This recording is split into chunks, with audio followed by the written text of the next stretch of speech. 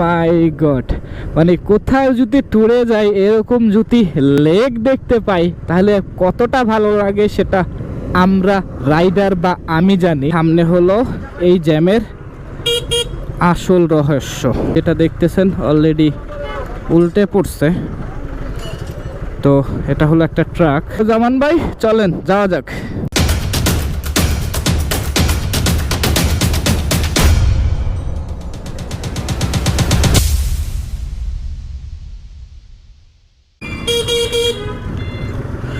Good morning everyone, কি অবস্থা সবার? আশা করি সবাই ভালো আছেন।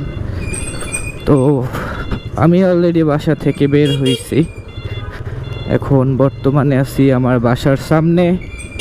তো ফার্স্ট আমার যেটা করতে হবে,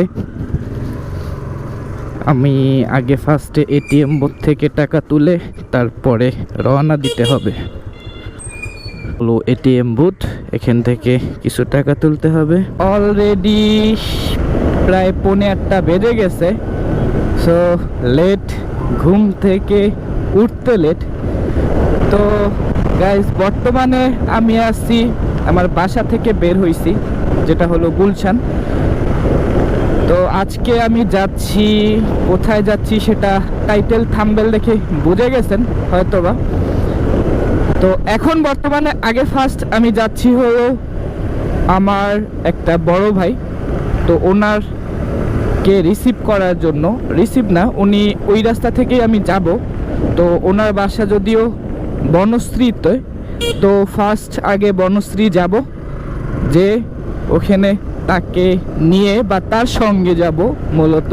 কারণ আমি নরসিংদীতে যাইনি, গেছিলাম হয়তোবা সিলেট ট্যুরে যাওয়ার আগে হলো নরসিংদী হয়ে যায়। তো নরসিংদীটা ভালো করে চেনা বা ঘোরা হয়নি। সো বেসিক্যালি উনি আর আগে একবার গেছিল। তো ওনাকে ফার্স্ট হলো ওনার বাসা থেকে রিসিভ করব। বর্তমানে আমি এখন আসছি গুলশান থেকে সোজাসুজি হাতিঝিল উঠে পড়লাম। তো হাতিঝিল হয়ে যাচ্ছি।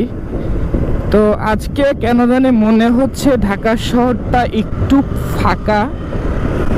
ও আমি তো ভুলে গেছিলাম আজকে তো অফ ডে, সরকারি বন্ধ, সেটা আমিও ভুলে গেছিলাম। তার কারণ হলো আমার অফিস অফ দেখে আজকে আমি ট্যুরে বের হয়েছি। তো সবাই দোয়া করবেন জানি সুন্দরভাবে পৌঁছাতে পারি। আবার আজকেই যদিও ব্যাক করার প্ল্যান আছে আমাদের, থাকবো না, কারণ নরসিংদী একদিনের উপরে ট্যুর দেওয়া ওইরকম দেখার কিছু নাই, একদিনে সব হয়ে যাবে ইনশাল্লাহ। তো আজকে নরসিংদীটা টোটাল আপনাদেরকে ঘুরে দেখানোর ট্রাই করব। বিশেষ করে কয়েকটা স্পটে যাওয়ার আমাদের প্ল্যান আছে। তো ওই ব্যাপারে পরে কথা হচ্ছে, আগে তো জামানবার কাছে যাই।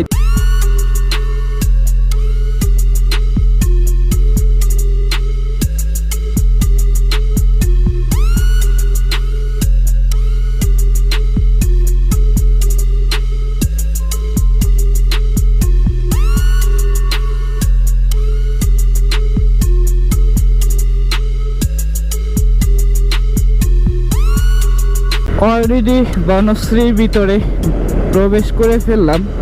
তো যাই হোক, আগে ফার্স্ট জামান ভাইকে কল দিতে হবে।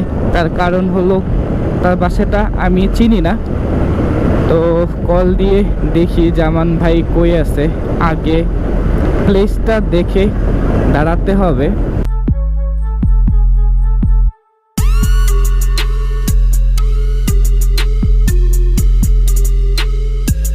হ্যাঁ, এখানে দাঁড়ানো যাক।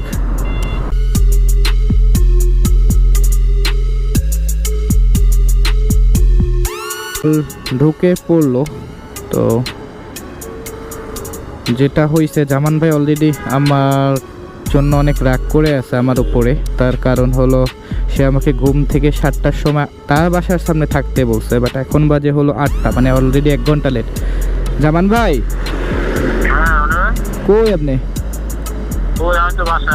আমি তো ইয়ার সামনে বনশ্রী ভিতরে। তো অলরেডি গাইস বনশ্রী থেকে আমরা যাচ্ছি, আর আমার অলরেডি ট্যুর পার্টনার চলে আসছে। ওই যে যেটা দেখতেছেন, এটা হলো আমার ট্যুর পার্টনার।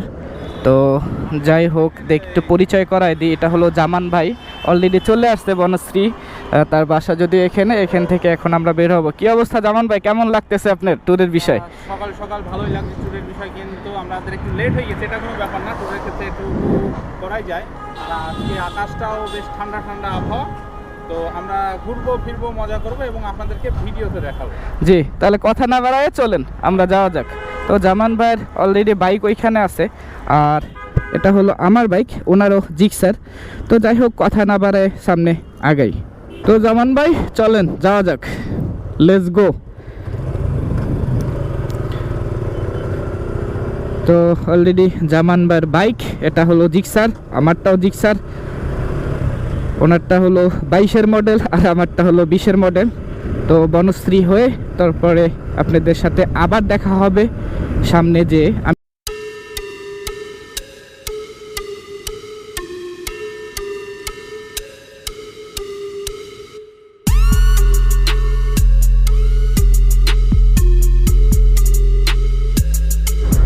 গাইস যেটা দেখতেছেন এটা হলো ড্যামরা ব্রিজ।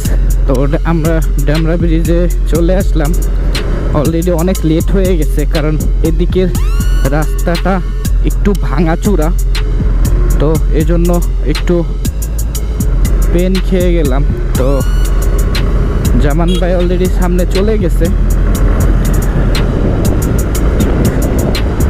আর যেটা হয়েছে, আমি স্লো চালাচ্ছি, তার কারণ হলো আমি সুজুকি সার্ভিসিং সেন্টার গুগলে সার্চ দিলাম, ওইটা আমি খুঁজতেছি।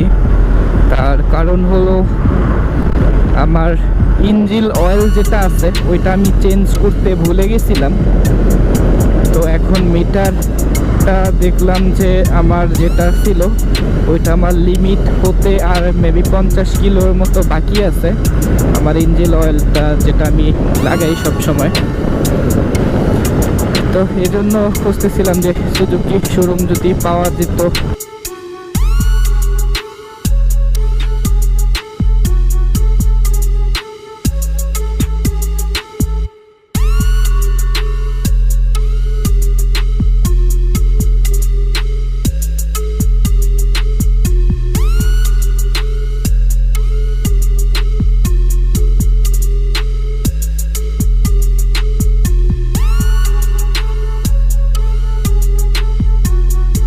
চলে আসলাম সেই ভুলতা।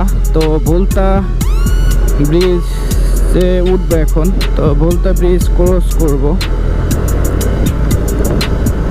তো এই ব্রিজটা আসলে অনেক ভালো লাগে। যখন সিলেট গেছিলাম ফার্স্ট টাইম তখন ক্যামেরাটা ব্যাগে ছিল, তো জানতাম না যে এত সুন্দর একটা ব্রিজ আছে ভুলতাতে। তো ওই পাশ থেকে রোদ আসে হয়তো বা এই জন্য আর কি ওইরকম ভাবে বোঝা যাচ্ছে না, বাট এমনিতে এই ব্রিজটা অসাধারণ একটা ব্রিজ। তো এটা মানে এই রুটে আসলে আপনি ভুলতা ব্রিজ পাবেন। তো এটা মানুষের হাঁটা চলাচলের জন্য এই ব্রিজটা না, কারণ আমি যখন সিলেট গেছিলাম তখন এই রুটে মানে এই ব্রিজটার উপরে একটা মানুষও দেখতে পাই নাই যে মানুষ হাঁটে।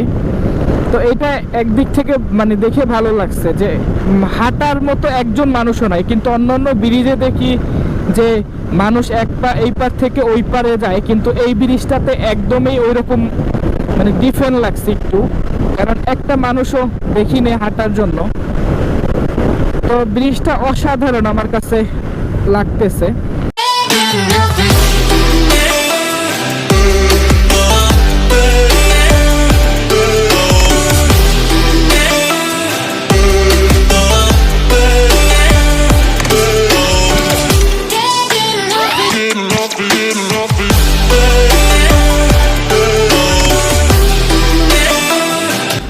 এই রাস্তা এত জ্যাম লাগলো কেন বুঝতেছি না। তো কিলোমিটার জুড়ে বিশাল একটা জ্যাম পড়ে আছে, সামনে বিশাল অ্যাক্সিডেন্ট হয়েছে, তো এই জন্য বিশাল কয়েক কিলোমিটার ধরে জ্যাম লেগে আছে।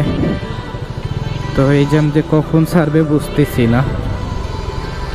তো বললো লোক আছে, তো এইরকম চিপা চাপা দিয়ে আসলে যাওয়া যাবে না মনে হয়, যাওয়া যাবে ভাই?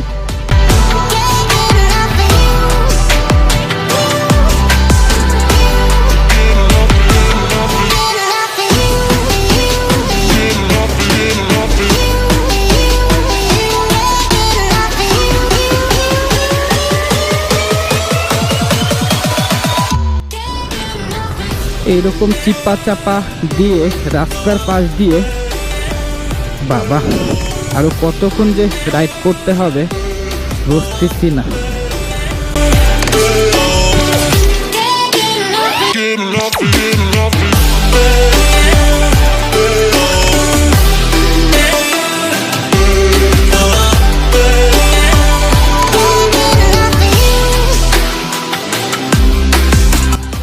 তো এই সামনে হলো এই জ্যামের আসল রহস্য, দেখাচ্ছি ওয়েট।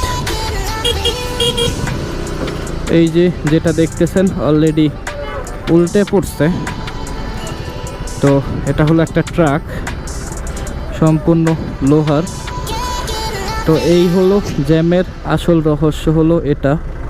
দীর্ঘ প্রায় 1 ঘন্টা সময় জ্যাম ঠেলে এখন একটু রিল্যাক্স, শরীরে বাতাস লাগতেছে, ভালোও লাগতেছে। কোনো মানুষ দুই পাশে কোনো মানুষজন নাই, তারা গাছ মানে তারা গাছের ডাল এই দিরিম দারিম কইরা মানে ফালাইতেছে।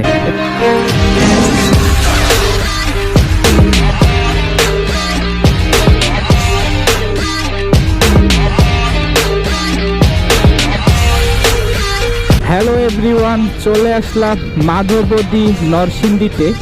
তো এখন আমরা যাচ্ছি মাধবপুর জমিদার বাড়িতে।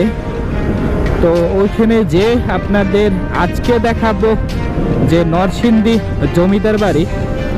তো আশা করি আপনাদের ভালো লাগবে। আর আমরা ঢাকা থেকে চলে আসলাম সেই নরসিংদী জমিদার বাড়ি দেখার জন্য।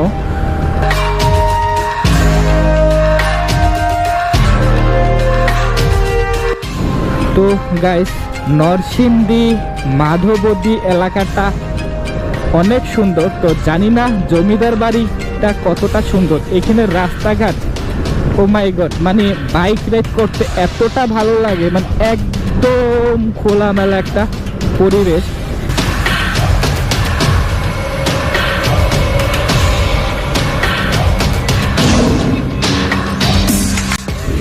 ও মাই গড, মানে কোথাও যদি ট্যুরে যাই এরকম যদি লেক দেখতে পাই তাহলে কতটা ভালো লাগে সেটা আমরা রাইডার বা আমি জানি। তার কারণ হলো মানে মনে হচ্ছে যে কোথাও কোনো গ্রামে আমরা মানে নিজের গ্রামে চলে আসি। এখানে কি স্কুল আছে? বালাপুর নবীন চন্দ্র উচ্চ বিদ্যালয়, স্থাপিত 1919।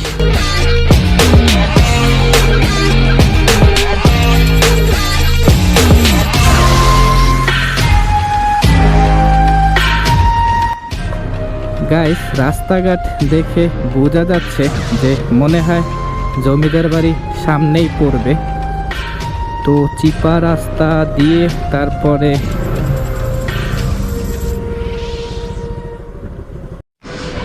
ওয়েলকাম টু জমিদার বাড়ি, বালাপুর, নরসিংদী।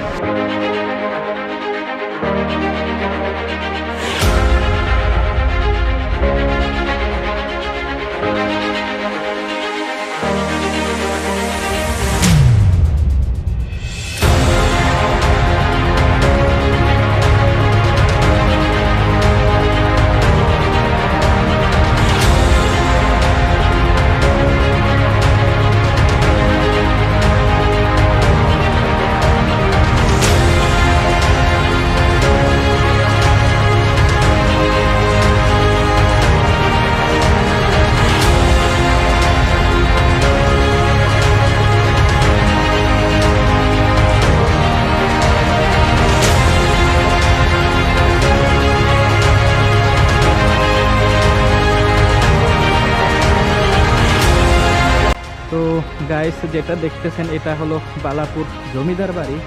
একেবারে ধ্বংসের শেষের দিকে, ঝুঁকিপূর্ণ হয়ে গেছে, ইটগুলাও মানে খুব বাজে অবস্থা। তো অনেক বেশ পুরানো, এখানে মানুষ ওইরকমভাবে বসবাস কেউ করে না এখন আর। তো এটা ধ্বংসের শেষের দিকে অলরেডি চলে আসছে।